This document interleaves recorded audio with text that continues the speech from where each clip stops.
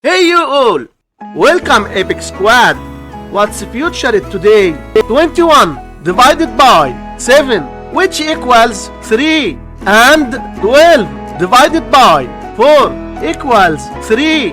Now we have this problem 3 divided by 3 which equals 1. But this answer is not correct because according to the order of operations we must do this division, then this division, and at last this division. So we have first this division 21 divided by 7 equals 3. So we have 3 divided by 12 divided by 4, and we can write this part as 3 over 12 divided by 4. So we must keep the first fraction 3 over 12 and change division to multiplication times, then flip the second fraction 1 over 4 which equals 3 over 48, and this is our final answer for this problem. Thanks for watching.